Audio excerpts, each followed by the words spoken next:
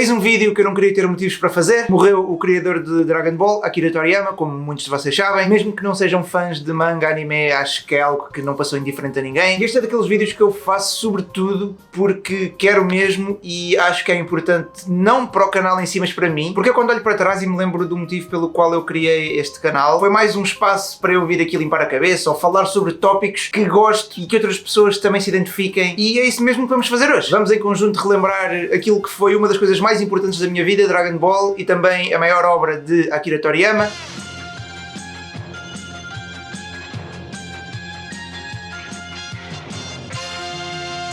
E eu praticamente a primeira coisa que vi a seguir a ter visto a notícia do Toriyama ter morrido foi a mensagem do Eiichiro Oda, que é o criador do One Piece. Eu estava na rua, estava a caminho do trabalho, a ver um telemóvel, e estava-me a conter para não chorar. E além de ver como autores como o Oda, que tem o sucesso que tem, ou o Kishimoto de Naruto, olham para o Toriyama quase da mesma forma que nós olhamos para ele, quase como um ídolo, e quem os motivou a começarem as suas próprias histórias. Tal como a nós nos motivou a fazer muitas outras coisas. Sei lá, se calhar pessoas começaram a ir ao ginásio porque o facto do Goku querer sempre ficar mais forte e dedicar-se tanto ao treino os tenha inspirado. Se calhar houve pessoas em que estavam numa fase, a atravessar uma fase complicada da vida e que graças a ver Dragon Ball conseguiram ultrapassar. Eu acho que essencialmente tudo isso está ligado a Dragon Ball. Ainda antes de Dragon Ball ser o que é, há todo esse espírito de sacrifício e de superação pessoal. E já que estava a falar em One Piece, uma coisa curiosa, eu tenho aqui o volume 53 do One Piece, que é o volume que tem o capítulo 519. Este é o único capítulo que a cor do fundo tem uma cor diferente, ou seja, não é branco. Todos os outros capítulos basicamente têm o fundo branco. Se quiserem fazer a comparação, um fã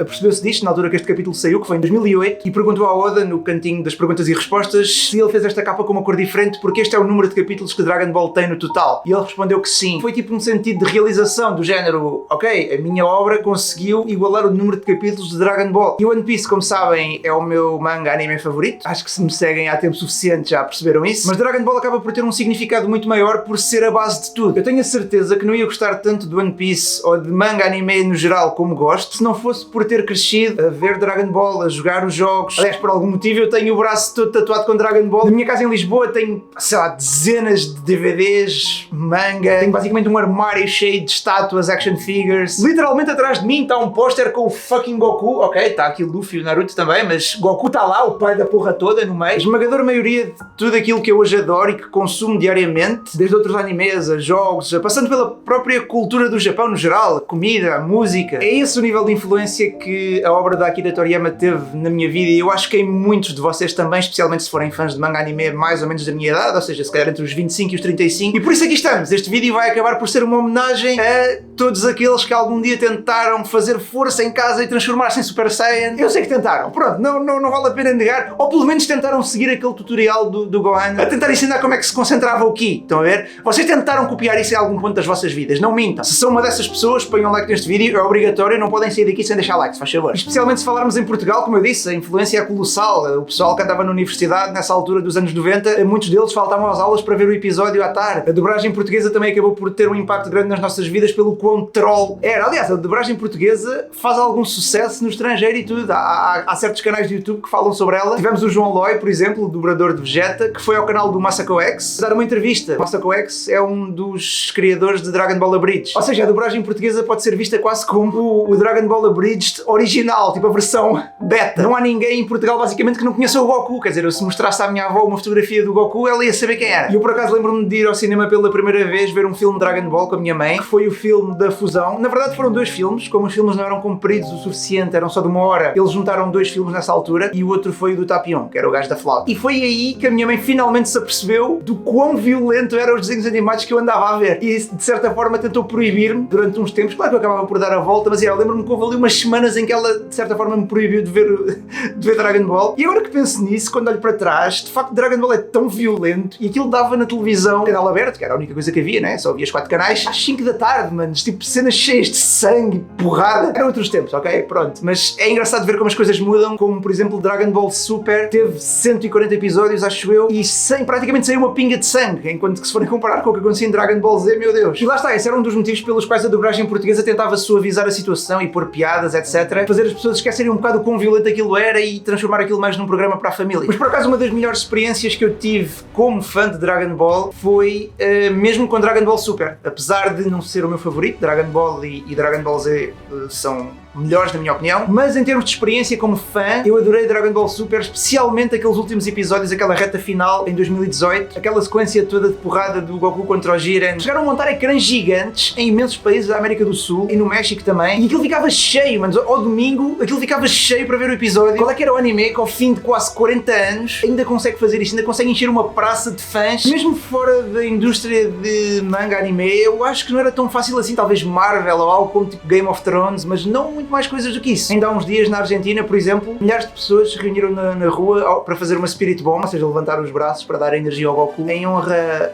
ao Toriyama, porque isto foi depois da notícia dele ter falecido. Na América Latina, vocês sabem, aquilo Dragon Ball é praticamente uma religião. Eu acho que Dragon Ball é o anime número 1 de sempre lá. E eu adorei particularmente essa experiência de ver Dragon Ball Super semanalmente, porque foi a primeira vez que eu consegui vê-lo dessa forma. Para o pessoal também que seja fã de anime aqui, sabem o quão difícil é ver um anime sem levar com spoilers, não é? Porque sabemos que o manga vai 2 anos à frente ou 3, e se não tiverem cuidado vão sempre acabar por ver spoilers gravíssimos no Twitter ou no YouTube. Se vocês gostarem muito de uma série, não podem simplesmente ver o anime, ok? Têm que ler o manga, senão vai-vos acontecer isto. E Dragon Ball Super foi a primeira vez em que não havia manga. Basicamente, o anime era o produto. O manga só começou a sair depois. Então ninguém sabia o que ia acontecer. A forma como se criavam teorias e havia uma expectativa enorme para o próximo episódio. Eu acordava ao domingo de manhã, a primeira coisa que fazia era ir ver o episódio, ou seja, que no Japão tinha saído nessa noite, de madrugada. Foi uma mística que eu nunca tinha sentido e que adorei, porque quando eu era criança, ver Dragon Ball não era assim tão fácil. Principalmente ver com um fio condutor, porque o que nós tínhamos para ver era o tal episódio que dava na SIC à tarde, ao final da tarde, tipo 6 da tarde, por aí, a seguir à escola. Ou seja, se vocês perdiam um episódio ou 2, já está, acabou, não podem voltar atrás, não podiam.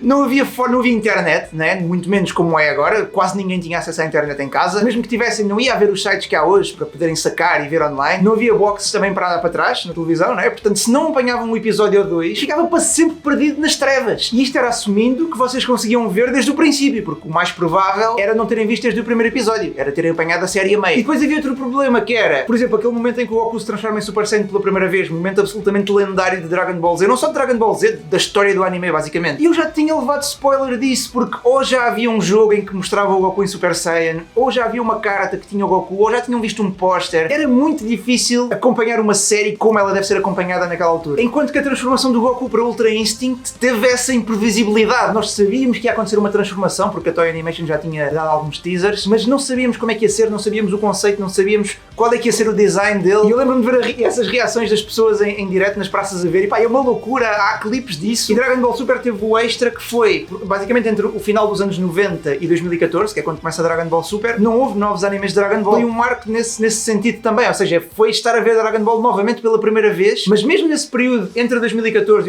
e o final dos anos 90, Dragon Ball nunca morreu, foram sempre sair novos jogos, eu fui sempre jogando os jogos, Game Boy, PS1, Dragon Ball Final Bout na PS1, todos os Budokais, basicamente Budokai 1, 2, 3, Tenkaichi 1, 2, 3, tenho os jogos todos. Ainda hoje tenho as músicas das aberturas do Budokai 2 e 3 das minhas playlists, são incríveis, adoro. Aliás, provavelmente Budokai Tenkaichi 3 é o jogo que eu joguei mais horas em toda a vida. Estou com imenso hype agora para o Dragon Ball Tenkaichi 4, que vai sair para a PS5, não sei se é este ano, acho que é este ano. E depois também acontecia durante os anos, não tenho bem a certeza deste período de tempo, mas acho que foi 2003, 2004, 2005, em que basicamente a SIC Radical dava repetições de Dragon Ball. Davam 2 episódios sempre à tarde a seguir ao curto-circuito. E acho que aí foi de facto a primeira vez que eu consegui ver Dragon Ball todo seguido, do princípio ao fim, sem falhar nada, porque depois ao fim de semana eles davam o compacto, basicamente davam os 10 episódios que tinham dado durante a semana anterior, e se eu tivesse perdido algum acabava por ver ao fim de semana tudo. E nessa fase era eu e mais um amigo meu, o Fred, próprios aí, Fred, se estás a ver isto, provavelmente não estás, mas grande abraço. E aí íamos para a minha casa ou para a casa dele todos os dias a seguir à escola, ver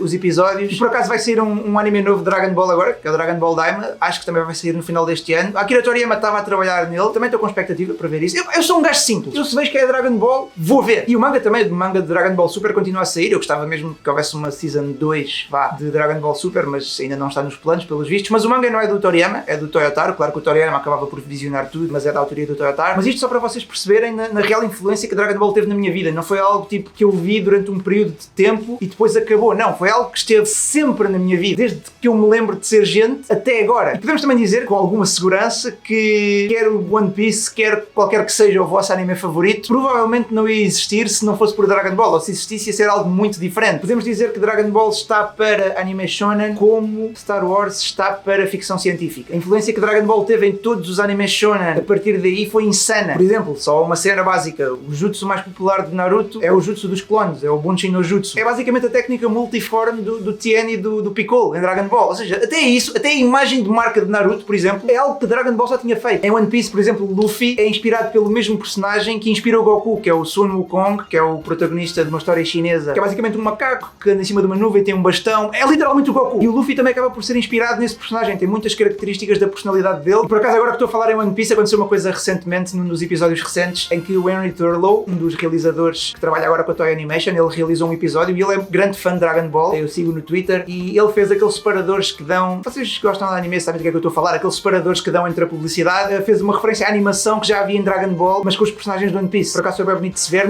Isto não aconteceu agora depois do Akira Toriyama ter falecido, foi antes, eu lembrei-me, foi agora à toa disso. E claro que eu podia continuar na lista de todos os animes shonen, sei lá, por exemplo, Yu Yu Hakusho, a Spirit Gun é basicamente inspirada no Ki de Dragon Ball. Em Hunter x Hunter, a amizade do Gon com o Killua é inspirada na amizade do Goku com o Krillin. Até os nomes começam por G e K, não é por acaso, nada disto são coincidências. Em One Punch Man, todo o gag daquela série anda à volta dele ter ficado mais forte por perder o cabelo, que é literalmente uma paródia com o facto de em Dragon Ball eles ficarem mais fortes conforme o cabelo cresce ou muda de cor. Ainda agora em Solo Leveling fizeram uma referência até ao aquecimento do Goku antes de lutar com o Broly no filme de 2018. Já agora, se ainda não viram esse filme Dragon Ball Super Broly, vejam, porque é uma obra-prima em termos de animação. Mesmo que não gostem de Dragon Ball, pode ser o caso, mas esse filme vale mesmo a pena ser visto. O próprio conceito de arco de torneio, que basicamente todos os animes shonen utilizam, vem de Dragon Ball. Dragon Ball clássico tem 3 arcos de torneio, são os 3 torneios de artes marciais, e esse conceito depois passou basicamente a ser reciclado em todos os anime shonen. É quase obrigatório um anime shonen ter um arco de torneio. Tem o Dark Tournament, tem o Yu Yu Hakusho, tem a Heaven's Arena de Hunter x Hunter, tem o Sports Festival em My Hero Academia, tem o arco do exame em Naruto clássico também. E por falar nisso, já agora uma das partes que eu adoro mais em Naruto, a cena do Rock Lee a tirar os pesos contra o Gaara. Eu amo essa cena mesmo e adoro essa luta no geral, pelo contraste de determinação dos dois. Mas até isso, Dragon Ball já tinha feito basicamente igual, quando o Goku tira a roupa contra o Tenshinhan e vocês veem literalmente a roupa dele a partir o chão. Isto para não falar da transformação do Goku em Namek, como eu disse, um momento lendário da história do anime. Foi a primeira vez que aconteceu algo desse género. Ou seja, agora é muito difícil encontrarem o anime que não tenha o personagem ter uma transformação. Até a Gear 5 em One Piece, se forem bem a ver, a questão do cabelo mudar de cor está lá também. Apesar de ser um conceito completamente diferente, ok, agora não estou a comparar o propósito de uma transformação e de outra e o que é que deu trigger a uma transformação e o que é que deu trigger a outra. Não é isso. Mas a transformação do Super Saiyan está na base de tudo. E se formos mais atrás ainda, a Gear 2, por exemplo, é basicamente uma espécie de Kaioken. Quando Toriyama começa a escrever Dragon Ball clássico em 1984, criou um standard. Muitas das lutas continuam a ter, até hoje, das melhores coreografias de anime e não só. Principalmente nesta fase, quando Dragon Ball ainda não era muito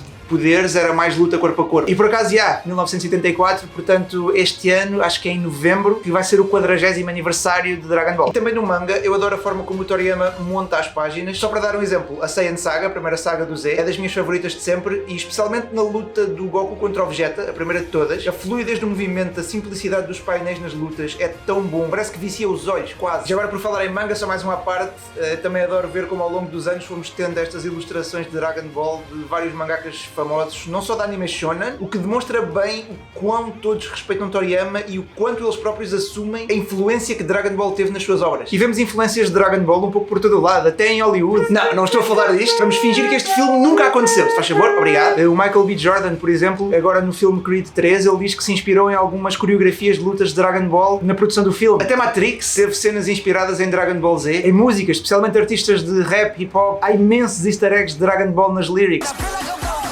Whip like a fireball, call it Goku. The crops green with orange hair look like Android 16. E para quem não sabe, acabou de ser anunciado há dias que vai abrir um parque temático enorme de Dragon Ball aqui perto, na Arábia Saudita. E já que o meu canal é maioritariamente de futebol, também no futebol, vocês sabem, há muitos jogadores que utilizam Dragon Ball como inspiração, quer nos festejos, conseguem ver eles a fazer as poses dos ataques, da fusão, das técnicas, bandeiras e tifos de claques um pouco por todo o mundo, com o Goku, com o Dragão, com o Gogeta. E agora, claro, depois do falecimento do Toriyama, também imensos clubes fizeram posts em homenagem. Eu até fiquei surpreendido, até a mim me chocou o quão abrangente foi. Próprios ao Porto também. O Porto fez um bom tweet com a letra da música do Dragon Ball GT. Por acaso, ironicamente, Dragon Ball GT não é da autoria do Toriyama. O Toriyama basicamente deu a ideia de querer continuar a Dragon Ball com as bolas a espalharem-se pelo universo em vez de ser só pela Terra. Ele fez alguns designs de personagens, mas a história depois não é da autoria dele. Por isso é que Dragon Ball GT não é considerado canon, ou seja, não é parte da timeline original, ainda que muita gente goste, principalmente em Portugal. A música de Dragon Ball GT é lendária, a versão portuguesa. E se vocês pensarem nisso, Dragon Ball Super, que depois sim, esse sim já é da autoria do Toriyama a 100%, ele basicamente recicla o conceito de Dragon Ball GT, que é as bolas estarem espalhadas pelo universo em vez de pela Terra. São umas bolas diferentes, são as Dragon Ball Super, mas o conceito é esse. É basicamente um GT com esteroides. Mas uma coisa que eu queria dizer, lembrei-me agora voltando à música de Dragon Ball GT, é que deviam ter feito o mesmo também com as aberturas do Dragon Ball Z. Ou seja, a nossa abertura portuguesa de Dragon Ball Z, pá, eu odeio, é horrível. Eu vou deixar aí provavelmente o link em cima com a abertura original japonesa. Aliás, são duas, provavelmente até deixo as duas. E o que é que aconteceu? Nós fizemos aquela aberração porque nós estávamos basicamente a dobrar Dragon Ball Z a partir da dobragem francesa. E os franceses foram os responsáveis por criar esta atrocidade.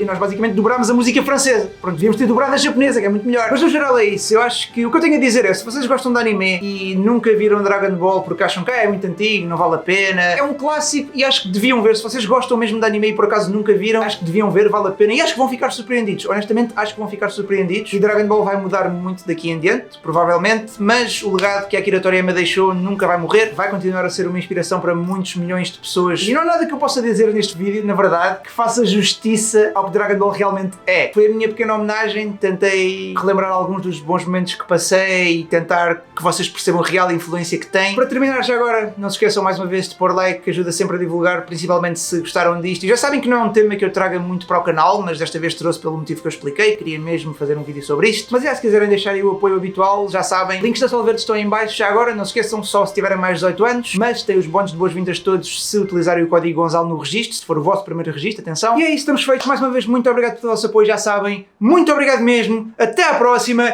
e basem daqui!